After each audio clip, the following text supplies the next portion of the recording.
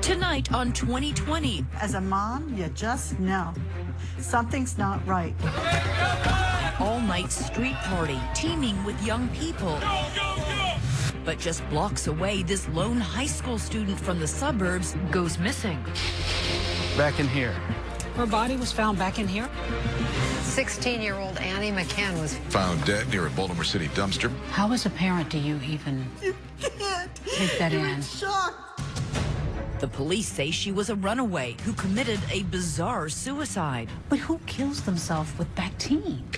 This doesn't add up. This can't be. The family says she was killed. Holy cow. She was murdered. Even assembling a world-famous dream team to prove it. You can die from an overdose. Including forensic pathologist Michael Baden, known for cases from Nicole Simpson to Anna Nicole. There's not enough to call it a suicide.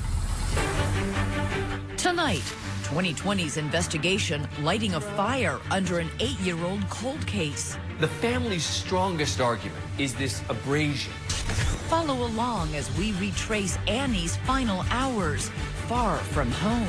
So Annie might have been here on Halloween night. No stone left unturned, doing the job they say the police didn't. They treated this evidence like trash. From a pastry shop. She goes, oh my gosh, that's her. She was here.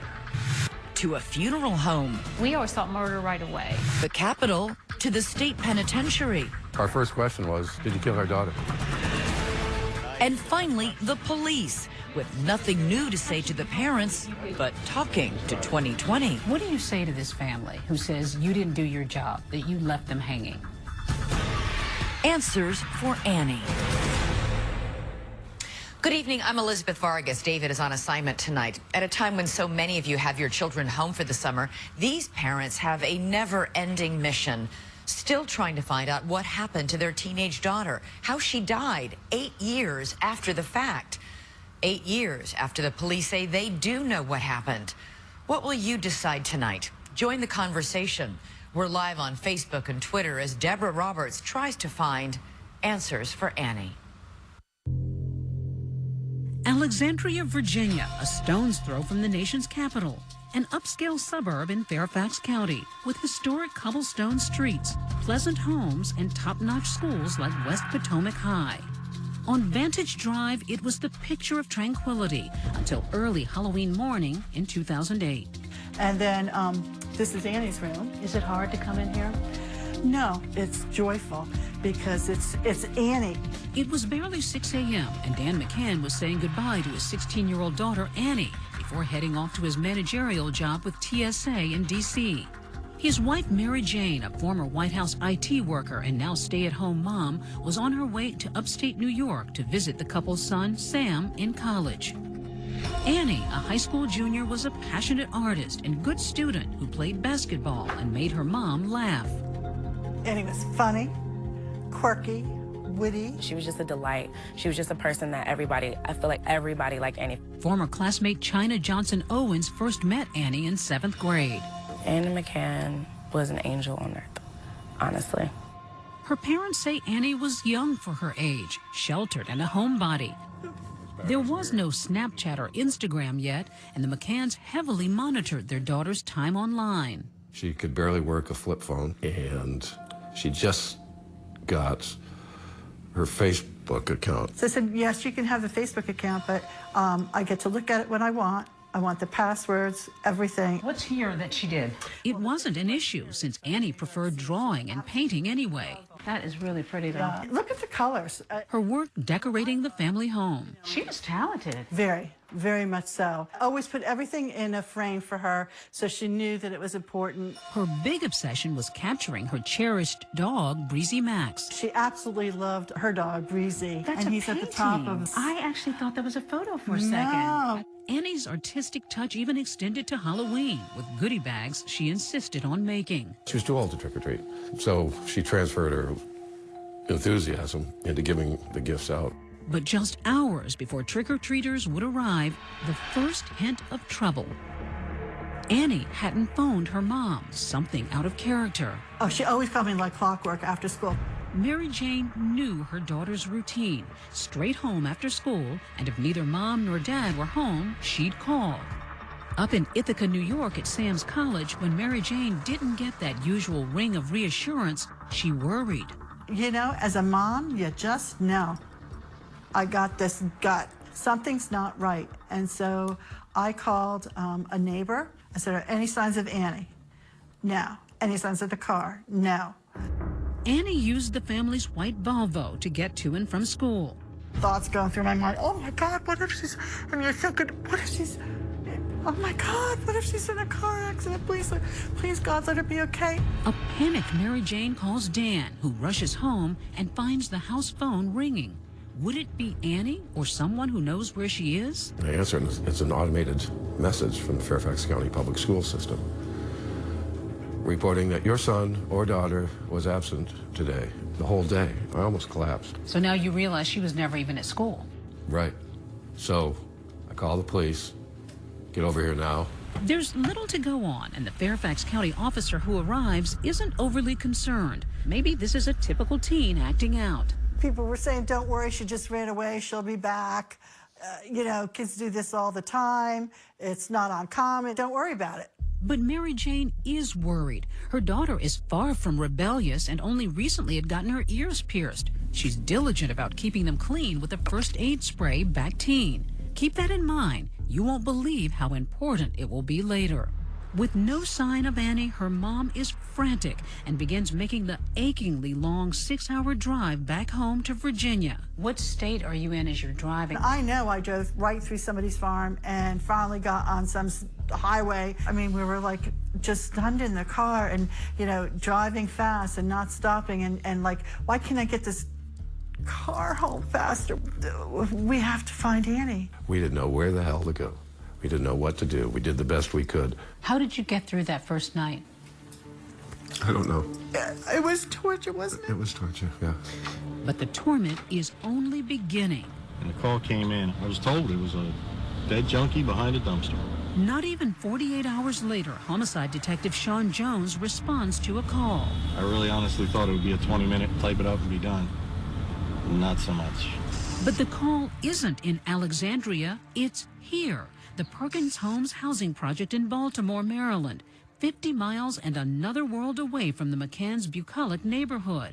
And behind a dumpster in this section of the so-called Charm City, a man taking out the trash makes a gruesome discovery. And it's no junkie at all. So you find the body of a white teen girl at a predominantly black housing project. What was your first thought? That it was a homicide. It was a homicide. And we treated it as such. Jones, a 25-year veteran Baltimore cop, knows right away this is an unusual case. When you first looked at her, was there an apparent cause of death? No. Did it look like she had been beaten up? No. The Perkins Homes covers several square blocks in a high-crime area, just minutes from Baltimore's famed Inner Harbor and Camden Yard. Soon enough, Detective Jones discovers that the dead girl has a backpack nearby and papers that reveal a stunning fact. She's not from Baltimore, not even close. I find a hall pass for Fairfax County High Schools. I find her driver's license, and I have people back at the office call the Fairfax PD. A half hour later, the identity is confirmed. It's Annie McCann. Detective Jones leaves the ugly crime scene, driving to suburban Virginia to break the news to the McCanns in person. How as a parent do you even... You can't. You're in shock. Do you ask any questions at this point, or are you just collapsed in grief? You're collapsed in grief. How did a sheltered girl from the suburbs wind up here? Amazingly, Annie McCann herself may have left behind the biggest clue. When we come back, the note found in Annie's bedroom. Is it a roadmap to what or who led to her demise? She'd say, Dear Mom and Dad. She'd never write a note not saying Dear Mom and Dad. What does it reveal? See what happens next.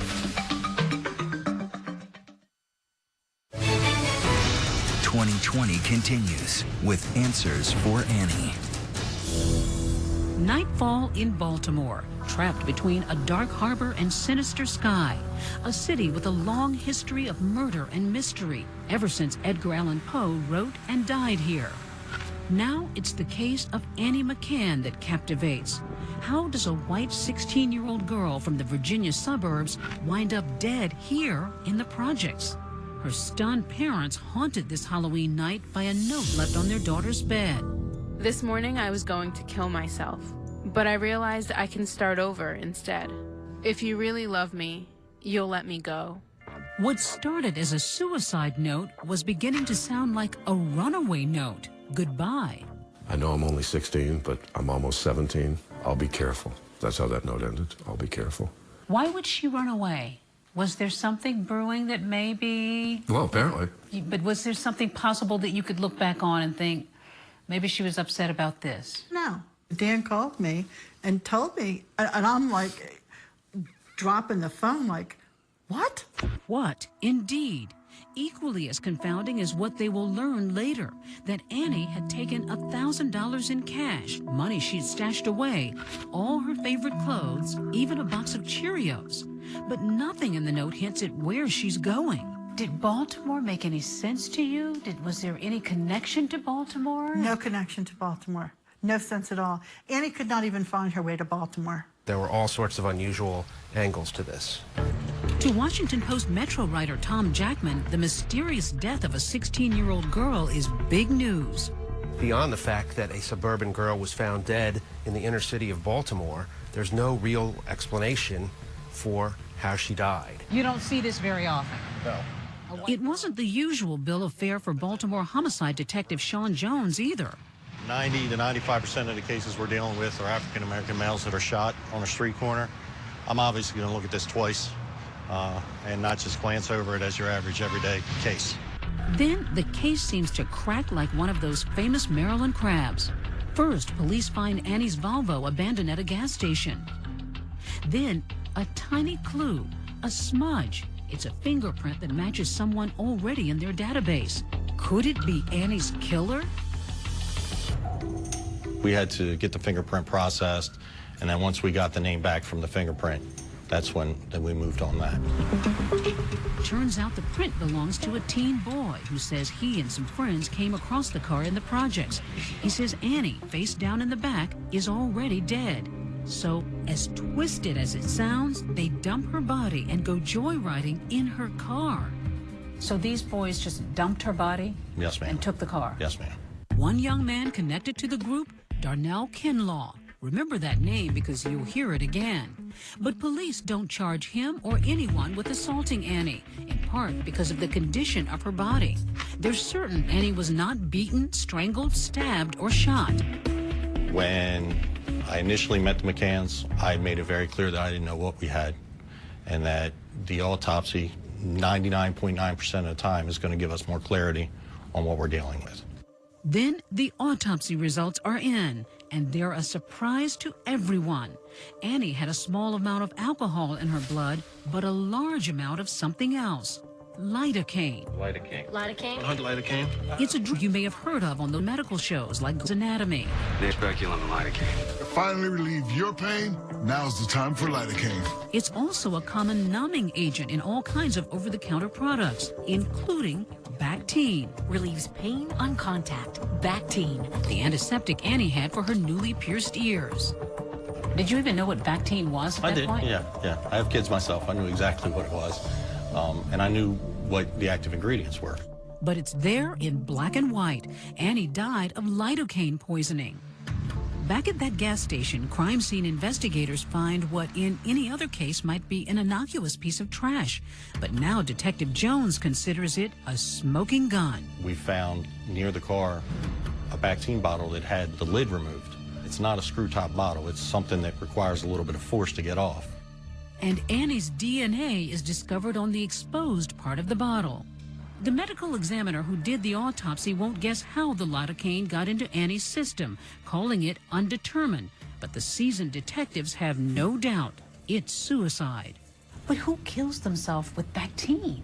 People kill themselves. I've been in homicide for 15 years, and they get very creative, and this is just one of those methods. To the authorities, this was a pretty open and shut case. She died of a lidocaine overdose. Problem is, it's so rare to find that someone died of that kind of overdose that it's going to lead to some questions. This doesn't add up. This can't be. This is what you came up with, that she drank a bottle of Bactine? And the McCanns are taking notes on other things that don't add up. It was sound of the Baltimore police to consider suicide. It is reprehensible to conclude suicide. They don't buy it, as they explain in an article they later write. If Annie was going to kill herself, they ask, why go all the way to Baltimore to do it? And if she drank that Bactine, why did the police not find her fingerprints on the bottle? Her prints and our prints should be all over that bottle. Who wipes fingerprints while killing themselves? And who writes a to-do list like Annie did on her hand if they're planning to end it all, reminding her to do her chores and say her prayers? We thought it was a baffling mystery. Nobody's heard of anybody overdosing on Bactine, much less a kid from the suburbs who didn't seem to be that unhappy with life. And so we continued to press forward with the story. And the story was far from over. When we come back, the McCanns are about to get disturbing new details about their daughter's death, not from detectives or the medical examiner. Try the funeral director and why she thinks suicide is out of the question. We always thought murder right away. You thought murder right away? We did. 2020 continues with Answers for Annie.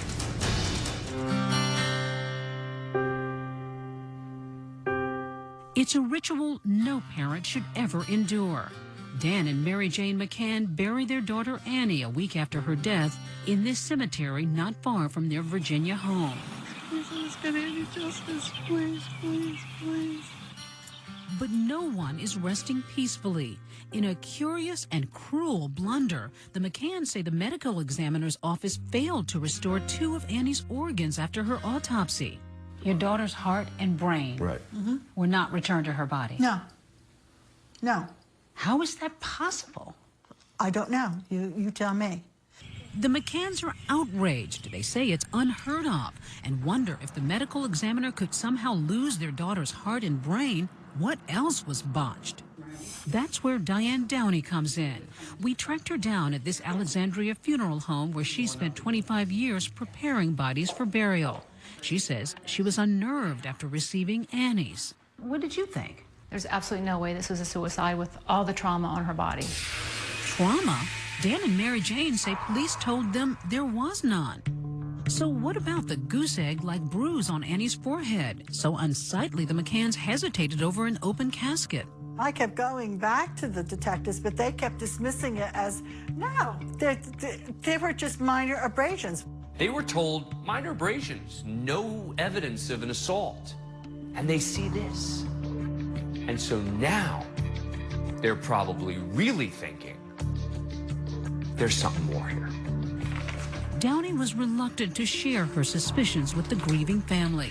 But the McCanns' heartbreak and bewilderment only grew much later when they would get their daughter's autopsy photos. And I know these are hard for you to look at. They're convinced they see a cigarette burn on her forehead, a mysterious letter J on her ankle, and worst of all, they think they see signs of a sexual assault. I was horrified. It's like, oh my God, my daughter was tortured. The McCanns suspect that their daughter is a victim of a crime, especially when that funeral director points out what she sees as another bizarre detail: Annie's fingers. It looks to her that they're wilted. Her fingers were shriveled like they were raisins, like her body had been soaked for several hours. Did that concern you? Very much. Was this a result of someone trying to wash away evidence? Baltimore City Police will not reopen its investigation. The case is closed. Police may be standing down, but the McCanns are only ramping up their own investigation, and the media is all over the story. The McCanns have made it known they were not happy with their daughter's death investigation. And the parents are relentless. The police do nothing and they sweep it under. Baltimore police never honestly investigated Annie's death. They begin emptying their savings, even Annie's college fund, to get at the truth, buying billboards around town, and then assembling their own dream team, starting with perhaps America's most famous medical examiner, Dr. Michael Baden, a fixture on Fox News. You looked through the materials. What struck you right away? What struck me right away was the circumstances first, that she was found by a dumpster. somebody dumped the body there after death, and usually that happens in homicidal situations. Baden says in 50 years of death investigations, he's never heard of anyone killing themselves by drinking Bactine. And in his opinion, there wouldn't be enough lidocaine in one bottle to kill Annie anyway. So you were convinced that Annie McCann did not commit suicide by drinking Bactine? That was my opinion, yes. That's when it went, for me personally, it went, holy cow, she was murdered. Still, no change in post for the Baltimore police. If you come across being angry, no one's going to help you. You come across, if you're nice, no one's going to help you. Disappointed and desperate, the McCanns march on, all the way, in fact, up to Capitol Hill. This committee To Senator Charles Grassley, one of the country's most powerful members of Congress, chairman of the Senate Judiciary Committee. If I can help, I want to help. From Iowa, he isn't even the McCann senator, but they don't call him Hawkeyes for nothing. Do you think the Baltimore PD blew it? It looks to me like when they don't answer questions, they raise a lot of unnecessary suspicion. And if they want to avoid this suspicion, then it's pretty simple. Just come clean. Grassley sent off official letters to the Baltimore police and the FBI. They wrote back defending the investigation and stand by the conclusion Annie most likely died from self-ingestion of Bactine. But Grassley also wrote to the makers of Bactine, the Bayer Corporation, and got another story entirely. What exactly did you hear from Bayer about lidocaine? Pretty simple, that one bottle of Bactine would not cause a suicide. In fact, Bayer claims it previously told the Baltimore police the same thing. Back in here. Her body was found back in here? Yep, right in here. Which leads us to this man, the captain of the McCann Dream Team. It's not your usual death. This is a mystery that stumped everybody. I mean, there's other Jim 𝐀𝐧𝐬𝐬, a private eye and former Baltimore cop himself, now on Annie's trail. Her name's Annie, white girl from Virginia. No her. He retraced his steps with us. Got canvassed the whole area. Went door to door for months. Literally walking me through his investigation. Hey, guys. Approaching anyone and everyone he could, like these folks at the Perkins homes. So we're just trying to fill in the blanks of how the body got behind the dumpster. But have you ever heard of anybody talking about the case? No? Did you hear any scuttlebutt about it when you moved in? Like No. What might have happened to her? No. Then hitting the road. Now we're getting in the heart of Fells Point. So Annie might have been here on Halloween night. Yeah, she could have been. The key for 𝐀𝐧𝐬𝐬, determining where Annie was after leaving home and with whom. What would this area be like on Halloween? Packed, because all the bars are down there. In fact, Fells Point is one big party on Halloween, with throngs of young people celebrating and taping the festivities. This footage shot the very night Annie disappeared. 𝐀𝐧𝐬𝐬 says Annie may have been among the revelers. Then a big moment on this quiet block of Albemarle Street. This is basically Little Italy. You got all the Italian restaurants here. He arrives here, Vaccaro's, a Baltimore bakery famous for its pastries. When we come back, a very sweet clue. And the trail doesn't end in that bakery. Who are the McCanns about to question inside this prison? Stay with us. 2020 continues with answers for Annie. Vaccaro's pastry shop is a landmark in Baltimore's Little Italy. He wants an espresso. Famous for cappuccino and cannoli, it would become the setting for a stunning development in the case of Annie McCann. What brought you here? I know she had a sweet tooth, and her body was found over there. And she loved yogurt, pastries, and I'm thinking, why not take a shot? It's 3 months after Annie's death, and the McCann family private investigator Jim 𝐀𝐧𝐬𝐬 is showing Annie's picture to workers here. So you came up to the counter here? Yeah, I came up to counter. A clerk takes a look at the picture. One guy goes, "Oh yeah, I think I remember her. Yeah, she was cute." Then a server sees the photo, and it's as if someone dropped a pile of dishes. Oh my gosh! Oh my gosh! I can't believe it. That's her. Remember her? She was here. Here, alive and well, sipping a cappuccino with extra whipped cream. Then a jaw-dropping revelation. Annie was not alone. Yeah. She was with another girl. And then that's when the description came out. A sketch artist is soon give that description a face. So you got the server here to give you the details to come up with the sketch. Right. And then once the sketch was complete, she looked at it and she says, that's her. This is Annie's companion, according to a waitress. A haunting image of a tall, dark-haired woman, older than Annie, late teens, early 20s, disheveled, tired, looking like trouble. She had heavy makeup. She had the ugliest fingernail polish you would ever see. It's puke yellow. Puke yellow. She had heavy-duty bags underneath her eyes, like she was tired. As a detective, what's going on in your head at this moment? I'm thinking, oh, that's good. I got a hit. Do you think this woman could be the key to solving this death? Right. This is big stuff, isn't it? No, it ultimately does not have anything to do with Annie's death. Sean Jones, the lead Baltimore detective on the case, says they looked into it, and he is not impressed. Not by the sighting of Annie, not by the mystery woman with her. But if she's sitting and having coffee or a dessert with a disheveled young woman, that doesn't set off any bells for you? Of course it does. It's important, but ultimately we weren't able to verify that it even happened. The McCanns also released this sketch of a woman seen with Annie in Little Italy the day before her death. The McCanns publicized the sketch, hoping someone will recognize the girl with puke-colored fingernails, one person who might possibly be able to shed light on their daughter's death. There have been many leads over the years, but they've never been able to track her down. Every time they would find a lead, then they, hit a dead end, and it's like the mystery continues. Just when many might have given up, the case of Annie McCann takes another strange turn. Nearly 3 years after her death, a murder with what seemed to be eerie parallels makes the news in Baltimore. 26-year-old 𝐀𝐧𝐬𝐞 Player is murdered and her car stolen. When police name the killer, the McCanns are flabbergasted. Police believe the killer is this man, 21-year-old Darnell Kinlaw. Darnell Kinlaw is accused of murdering 𝐀𝐧𝐬𝐞 Player in her Kentucky Avenue home this month and stealing her car.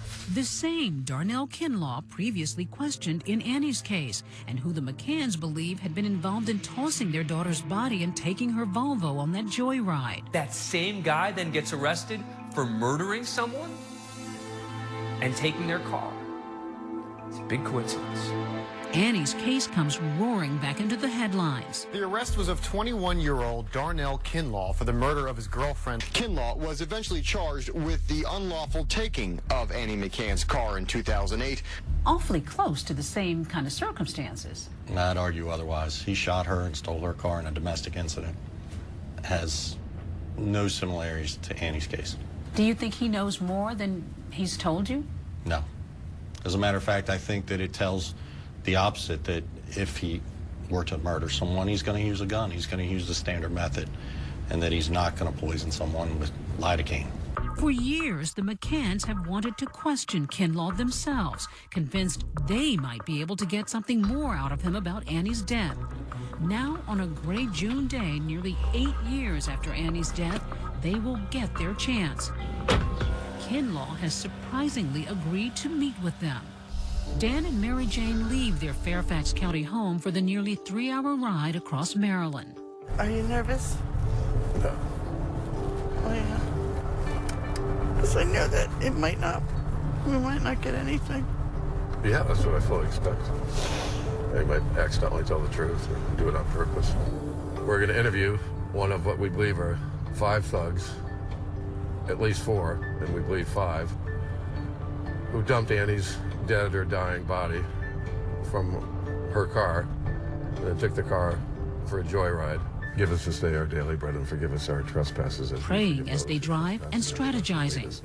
We want to know the circumstances under which he found the car, found Annie. Had he seen her before? Had he seen her with anybody else? And can he please find it in his heart to help us find out who, not him, murdered our beautiful daughter. Coming up, are the McCanns face-to-face with their daughter's killer? Does Darnell Kinlaw have answers about Annie? Watch what happens next. 2020 continues with Answers for Annie. Dan and Mary Jane McCann drive 150 miles across Maryland, doing the kind of detective work they say the Baltimore police are not. They're going to question Darnell Kinlaw, a young man they believe was involved in dumping their daughter's body and joyriding in her car in Baltimore nearly 8 years ago. Kinlaw's now doing 30 years for murdering his girlfriend, 𝐀𝐧𝐬𝐞𝐫, and taking her car. That takes a lot of guts for these parents to walk into a maximum security prison and sit down and interview a man who they think may have killed their daughter. He was on the other side of thick glass. And we could hear each other very well.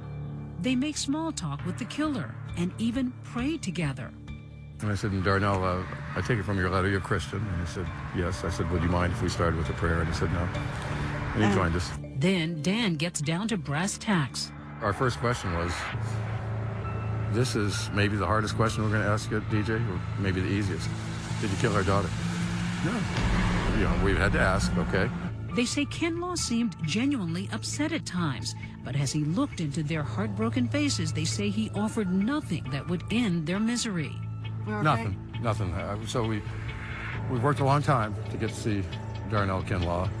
Finally got to, and we got pretty much what we expected, which is nothing. We learned that he knows almost nothing about Annie's death. Weary after struggling nearly 8 years now to prove that their daughter didn't take her own life, the McCanns' anger toward the Baltimore police is as raw as ever. We questioned lead detective Sean Jones about the McCanns' accusations, and we also confronted his boss, Colonel Stanley Branford. The McCanns say that the Baltimore Police Department took the easy way out. By labeling this a suicide, they were able to wash their hands of it and move on to another crime. I'm sorry that they feel that way, but that's simply not the way we approach this case. I can tell you that this case has been thoroughly investigated, not only by us, by the FBI, that we asked to come in and evaluate our investigation. Doesn't this family deserve more answers? We've given them all we can give. We cannot provide answers that we do not have. We possibly believe that Annie McCann committed suicide. Suicide. But this is a girl who lived in the suburbs. Why would she drive 50 miles to a housing project in Baltimore to commit suicide? Well, that I can't answer because I don't know the mindset of Annie at that time. But police do share stunning evidence with us the McCanns did not. We already knew about the letter Annie wrote saying she was going to kill herself and changed her mind. But now police revealed their investigation found other notes in which Annie talks about suffering with anorexia and depression. She writes to a friend, "My suicide has nothing to do with you." In another note, "Pressure has gotten to me. I can't do it anymore." And no one blamed themselves for this. This is all on me. In all of her writings, she had indicated that she was leaving, and she expressed to some degree that she was tired of living. In response, the McCanns insist Annie did not intend those as suicide notes. One was found crumpled up under her bed, the other partly crossed out. Now, my heart goes out to her parents. We have responded to every request that they made. We responded to every piece of information that came in. After 1,200 hours on the case, the Baltimore Police Department stands by its belief that Annie took her own life by drinking Bactine. It's a critical question at the core of Annie McCann's death. Is there enough lidocaine in a single 5-ounce bottle of Bactine to kill a 16-year-old girl? The McCanns' medical experts are at odds with the Baltimore ME. So 2020 contacted Dr. Bill Mannion, a board-certified forensic pathologist. He estimates he's determined cause and manner of death in 2,500 cases over the years, but not one of them involved Bactine or lidocaine. Bactine, I had never heard of that before. To be honest, I didn't know it was capable of killing you, but it is capable because it has lidocaine in it, and lidocaine is a toxic drug. He says a bottle of Bactine does contain a potentially fatal dose of lidocaine. Yes, there is enough in a bottle of Bactine to kill someone. Even in a half a bottle, they're roughly 2 grams, and that would be enough to cause death.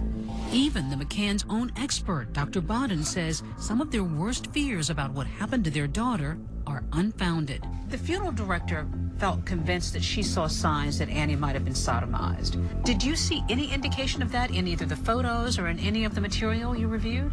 No, I didn't. Well, I don't see evidence that she was sexually assaulted. As for that distinctive-looking letter J on Annie's ankle, Dr. Bodden says it may just be an accidental pattern from blood settling. It was the way the lividity, the blood settled in the body after she had died. So you don't think that was a marking, a letter, some kind of a tattoo? That's correct. You don't think so? I do not think so. There's also some talk that there may have been a cigarette burn on her head. But I don't think it was a cigarette burn. You don't think that was another sign of some kind of abuse? No. On one of our visits with the McCanns, they show us bins of evidence they say the police returned to them. How long has it been since you've gone through these things? Years. And there, among Annie's things, a discovery that seems to surprise even her parents. She didn't take that. Digital camera. Her digital camera still sealed in a police evidence bag. Is it possible this has gone untouched and unnoticed for nearly 8 years? Mary Jane plugs the memory card into a laptop. When we come back, what Annie's camera saw. Stay with us. 2020 continues with Answers for Annie. Nearly 8 years after Annie McCann's strange death in Baltimore, her parents do something they say they've never done before. Search the memory card of her camera, stored among evidence in their garage. This is what they find. 14 photos, apparently taken by Annie. It says May 2008. But the pictures couldn't be more innocent. Breezy, just the dog. It's Annie's old pal, the family dog, Breezy Max. Later, Baltimore police tell us they checked that camera years ago. Yet another disappointing dead end. But the McCanns are determined to keep fighting. Her death needs to be changed to homicide. The McCanns feel that the Baltimore PD botched this case. Did you botch it? No, ma'am. Not at all. What if you're wrong? What if there's a murderer out there and you missed it? I'm not.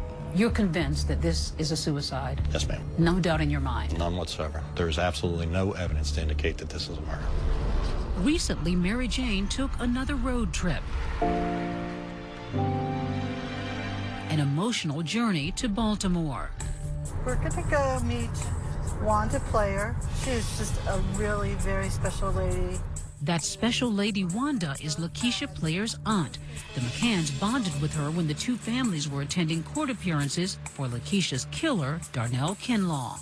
We both had two people we loved taken away from us by murder. My daughter Annie and her Lakeisha. They haven't seen each other in a long while, but their bond, forged in heartbreak, remains strong.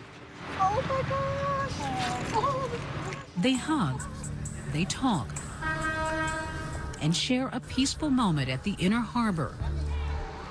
So close to that dumpster at Perkins Homes, but just for a moment, all their sadness seems to sail away. Love you. Love you, thanks. Then it's time to say goodbye. And notice as Wanda gets into her car. Look familiar? It's Annie's white Volvo. When the McCanns got it back from police, they didn't know what to do with it. So I wanted to crush the car. Crush it, like take it to a junkyard and watch that thing, watch it be crushed. And just like I thought that would give a good feeling. Instead, they thought of Wanda. Called Wanda and asked her if she wanted the car, if she could use it. And so we just arranged it so she could have a car. Annie's car, a light in the darkness, a place the McCanns have lived for so long now.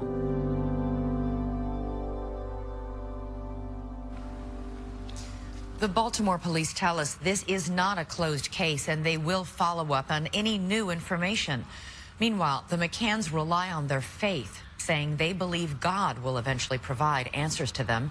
If you were them, would you keep investigating or accept what police had concluded? Let us know on Facebook and Twitter. Use the hashtag ABC2020. I'm Elizabeth Vargas. For David and all of us here at ABC News and 2020, have a good night and a great weekend.